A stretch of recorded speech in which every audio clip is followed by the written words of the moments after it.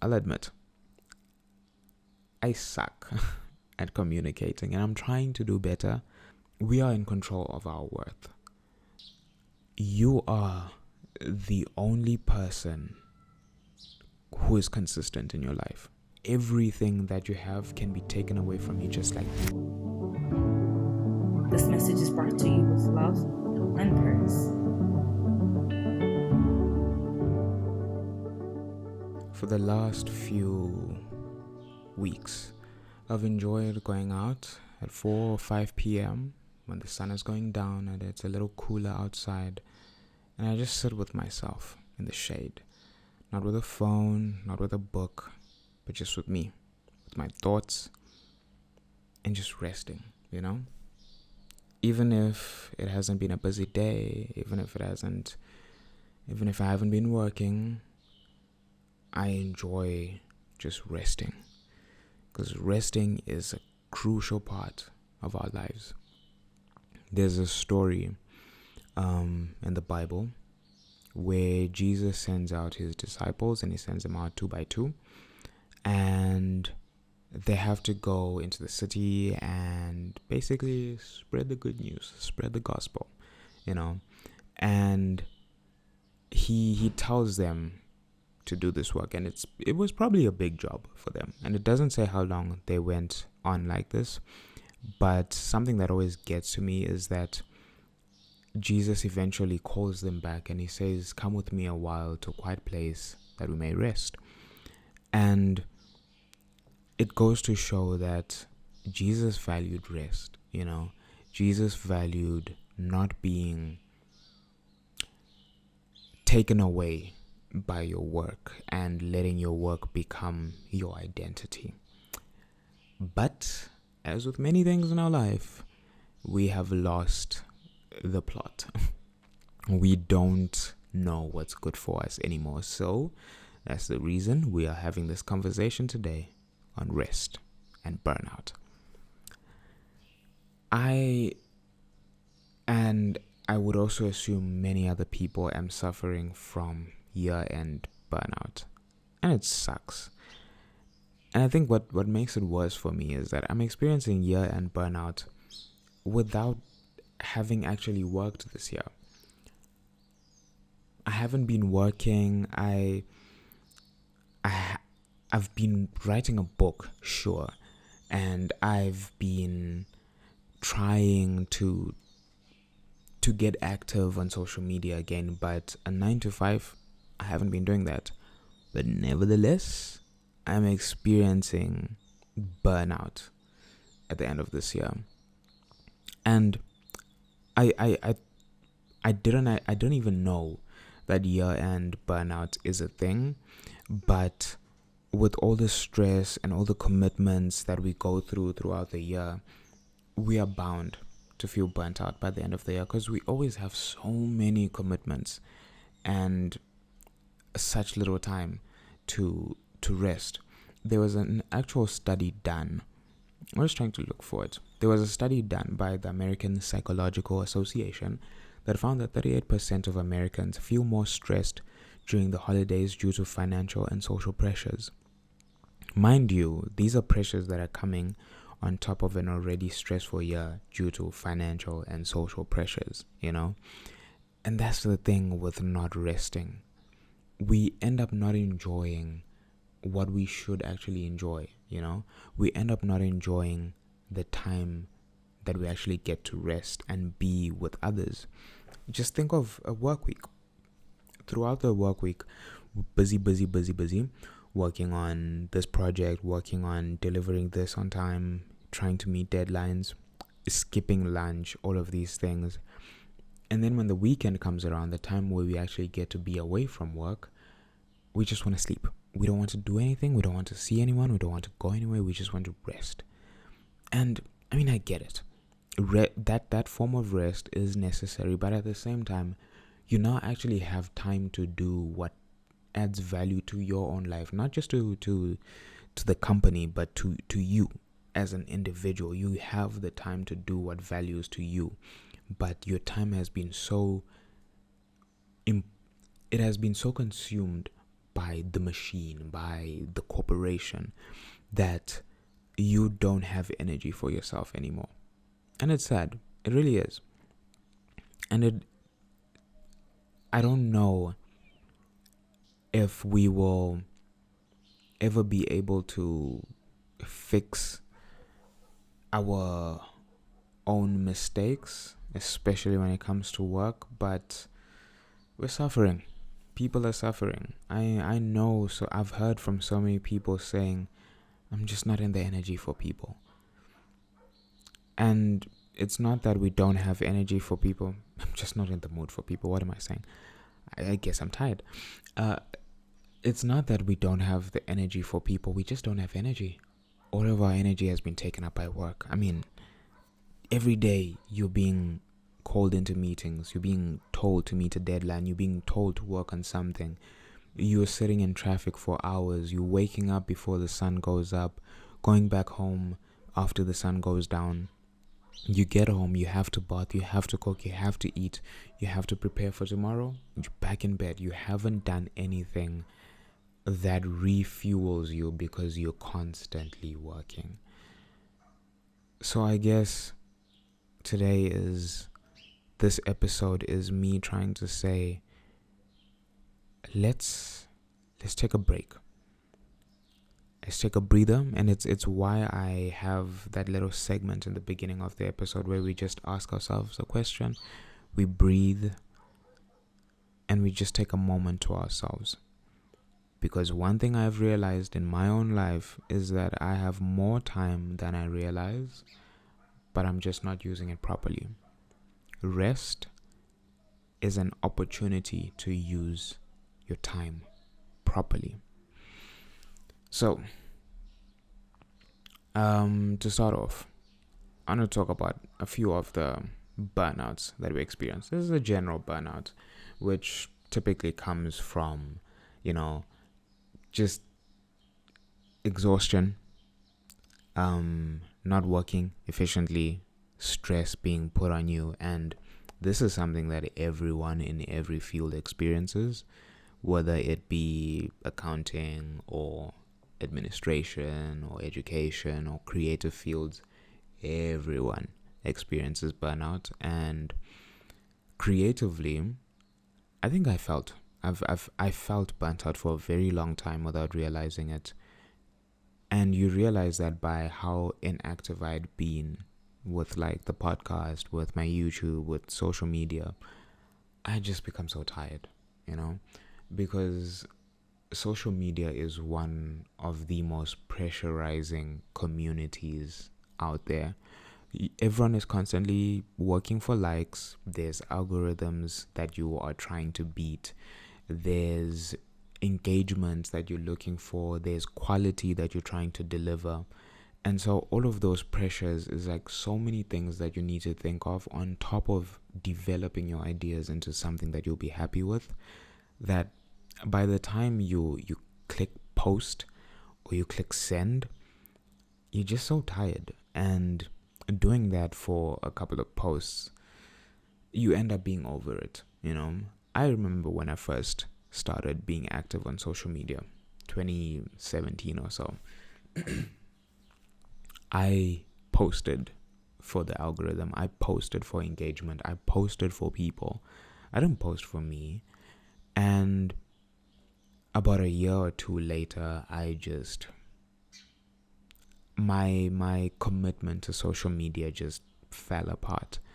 I just felt so tired. I felt tired of trying to keep up with the numbers, trying to beat yesterday's post numbers, trying to get more comments on my posts and not actually getting them, trying to get onto YouTube and trying to do better, and seeing all of this equipment that the people I look up to have and realizing that I don't have that, and trying to match their style and realizing that I don't have the opportunity to. So many pressures. It made me feel tired. And I took some breaks. I changed the way I do things on social media.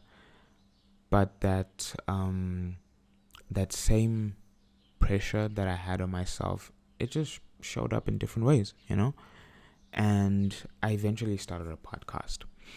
I started posting videos on YouTube, and these took so much more effort out of me.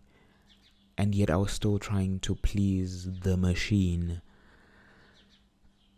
Again, I got burnt out. The podcast hasn't been around for I think 2 years, and I really enjoyed just talking, but it suffered, and it's because I felt burnt out and I wasn't realizing it, and I wasn't taking care of myself ahead of time. We need to constantly be aware of the pressures that are being put on us. Our eyes need to be open at all times, because we can't just let life happen to us as if we have no option. At work, there is lunch hour. As much as you don't really, you always have a choice, but you have difficult choices to make. You can either choose to take a break and have more pressure to meet deadlines, but lunch hour is a right, and you have a right to take a break. But the problem is we end up not choosing lunch anymore just for the sake of deadlines. But that's just by constantly working and constantly being expected to work, we reach a point of diminishing returns, in that our output isn't even good enough compared to if we had just taken that break, So we need to be intentional with our time. We need to make the most of these periods of breaks that we get, and we'll get into that, into like steps that we can take to rest better in a little bit. Then comes social burnout. So this just results from excessive social demands without enough recovery.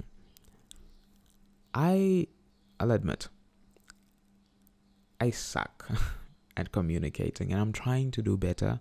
I'm trying to speak to friends more, but at the same time, I think I've felt burnt out socially,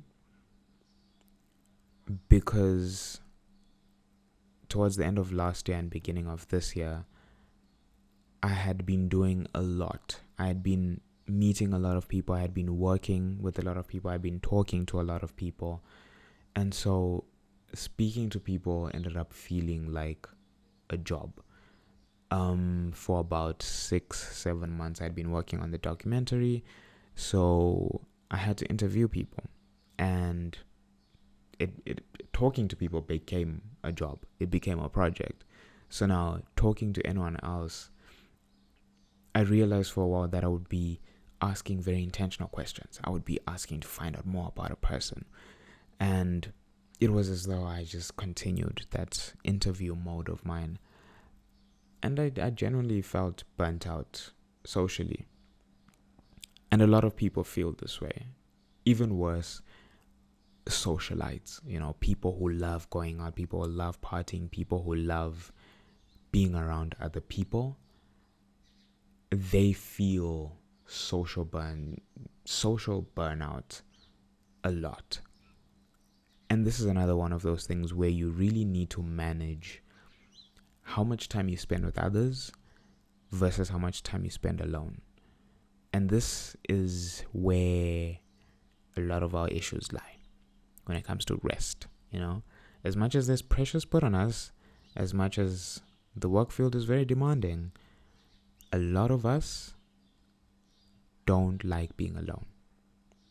And this is one of the main reasons why we avoid rest, because it's not like we don't really get the opportunity to rest. We avoid rest. And one of the main reasons people avoid rest is to avoid being alone. In my age group, let's say from the ages of, let's just say 20 to 30, not everyone is married, not everyone is staying with their family. So a lot of people are staying alone, and their time is occupied by work. To rest would then mean to be alone. And a lot of people don't like being alone, because being alone means having to deal with you, having to deal with yourself, your emotions, your feelings. That is very uncomfortable for a lot of people. I'm very glad that, and I'm not so sure how you reach this point, and I'd like to look into that, but I'm glad that I enjoy being by myself. I enjoy being in my feelings, in my emotions. I enjoy realizing my own faults and learning what makes me tick and all that jazz, but that's not everyone.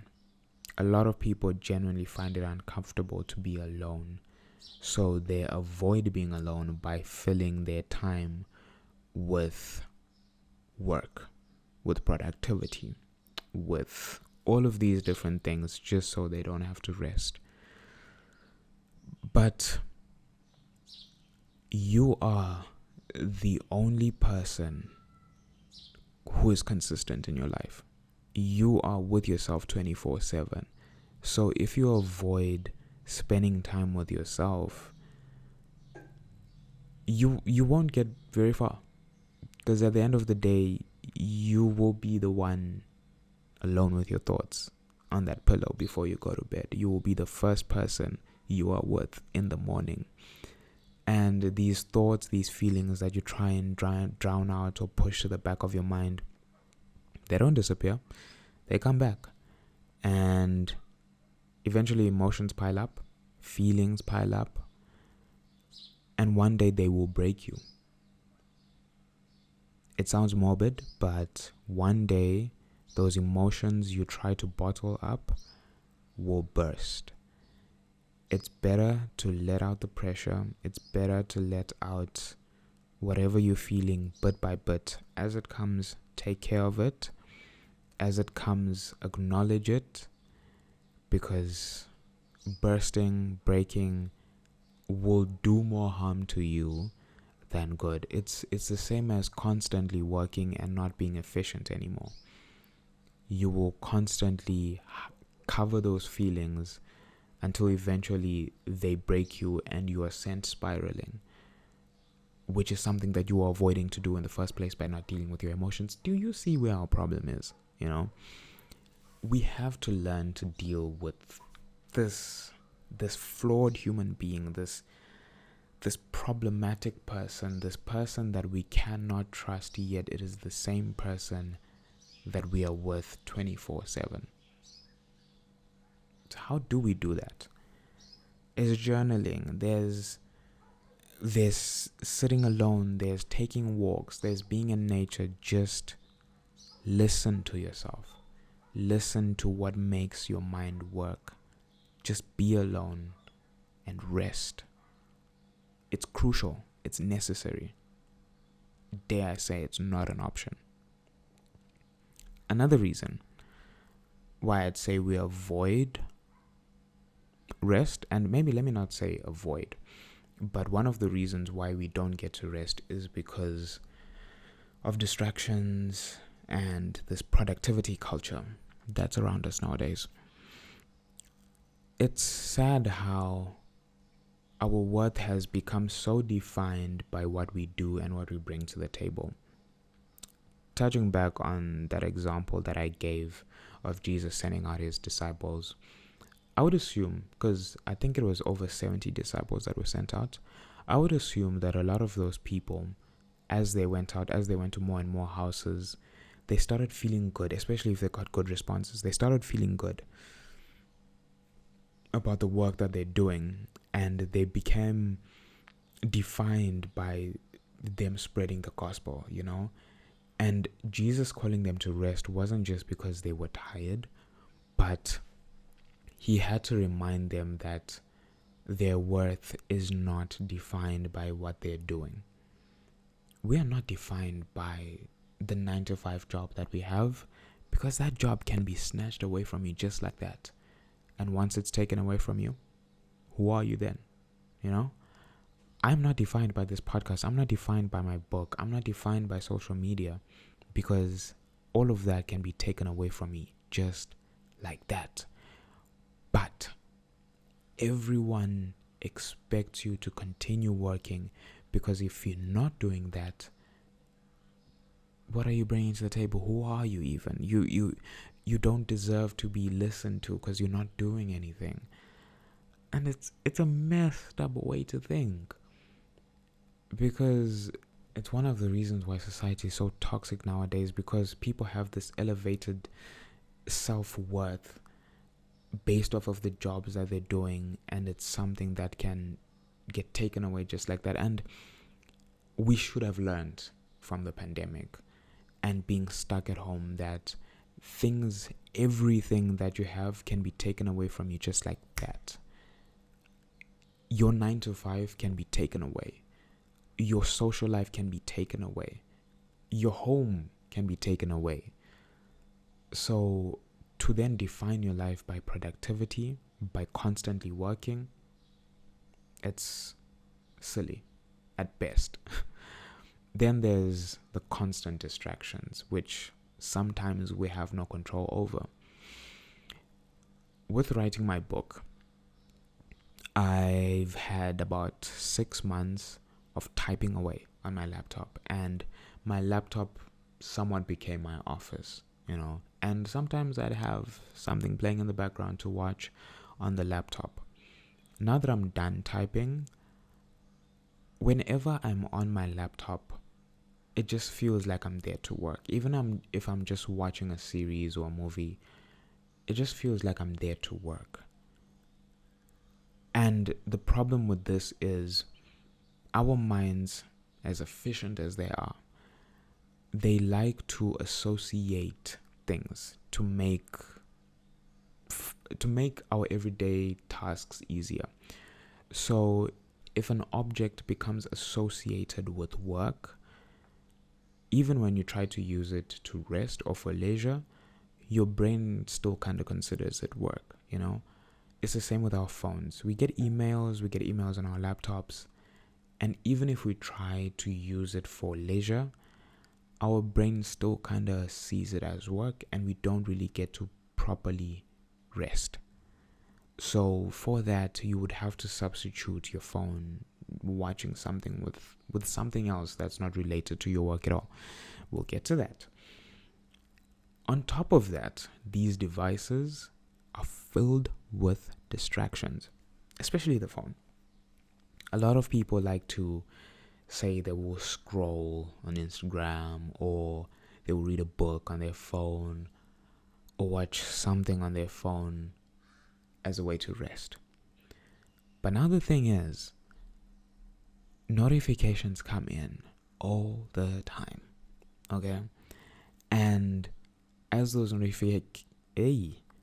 notifications come in, we are taken away from our break again, especially if it's like an email or a friend, social burnout. We spoke about that. Constantly talking to friends can be tiring.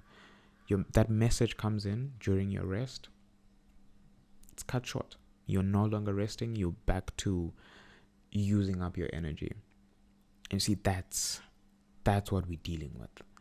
And it's partly the device's fault that we don't get to rest, but it's also our fault for not being intentional with our time.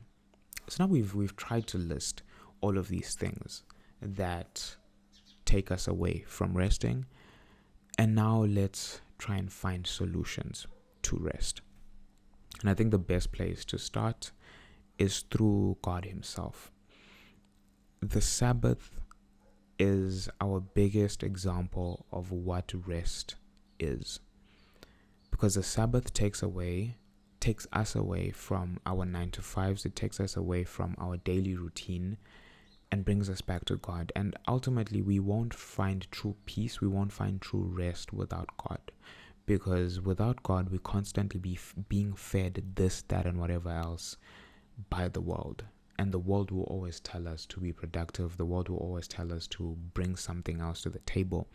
But God is saying, come to me with all your problems. I don't need you to bring something to the table. I need you to bring your burdens to me. I want to take those burdens off of your shoulders. That's what God is saying. So the Sabbath, which for me, I'm recording this on a Friday, the Sabbath is right around the corner, and with as busy or as chaotic as the week has been, I get to rest from that for 24 hours and just focus on God. I get to remove all of these problems as if they don't even exist for 24 hours and just look to God and remind myself that He cares for me and He is always there for me. So that's where we all need to start. That day dedicated, and it's not just, it was never initially called the day of worship. It was a day of rest, and not just rest as sleep, but as rest in God, resting from the world, resting from our requirements, from our distractions, and going to God. God Himself rested. This omnipotent being that doesn't get tired rested to show us, His children, that it is necessary to take a step back from your work and be with God. So that's one.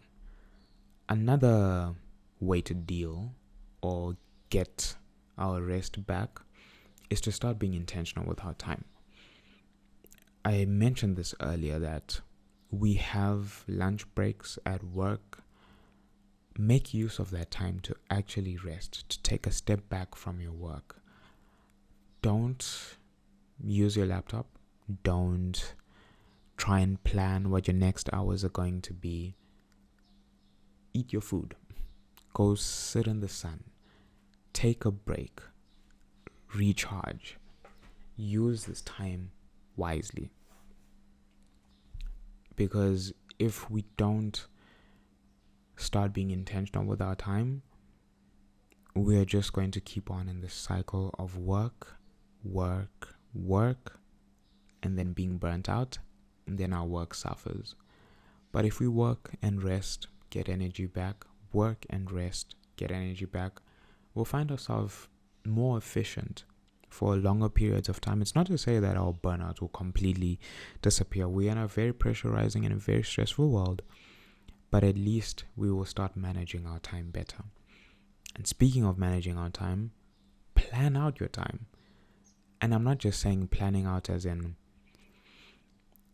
writing down all the responsibilities for the day. I mean planning out with adding in your rest time. If you need to do something like time blocking, where you will say this task will last for 3 hours, also add in, I need to rest for 30 minutes or 1 hour. And in that time, take a break from whatever you are doing. Put away the screens, put away the research, put away whatever it is, and do something that adds to your rest. Another solution I can give is replacing these distractions with something less distracting. Something that I've been trying to do lately is replacing all of my digital books with physical books. And obviously it's not easy because books are expensive, but if I can read a physical book instead of reading it on my phone, I would rather do that, because I'm not going to get a notification in a book, And so when I read that book, I know that this is just leisure. And also, my phone, which is associated with work, will be gone. And my mind does not associate a book with me being productive. It associates with something that I like, a hobby. And it will see this as a step away from work. So it's necessary to replace our distractions with something less distracting. If you have to use the phone to watch something or to read a book, put it in do not disturb mode. Put it in airplane mode so that you don't get these notifications that will snap you out of your rest. I mean, there's countless other ways to rest, but I think all of them, you will realize, go against what we do on a daily basis. There's journaling, taking the time to actually be in your feelings and emotions. Go for slow walks, not rush. Don't rush it. Don't run. You have nowhere to be. You're resting. You're taking care of yourself right here, right now. take a slow walk in nature, or do breathing exercises to just let it all out. There's being selective socially, trying to recover socially. Be selective about your commitments, when you go out, with who, for how long. Prioritize meaningful engagements, and don't just look to talk to that person, whoever's available, for the sake of talking to people, and just take the time to have meaningful engagements. It's a demanding world that we live in, and I don't think it's going to get any easier, but it's not the world that's in control. We are in control of how our time is used. We are in control of our worth. I'm not saying that by doing these things you won't feel burnt out and you'll feel rested all the time, but it's these small choices that you get to make every single day that might just help you reach a meaningful life, a life worth living, if you will. Because for too long, we have allowed our work to define us. We have allowed society to define us and tell us our worth.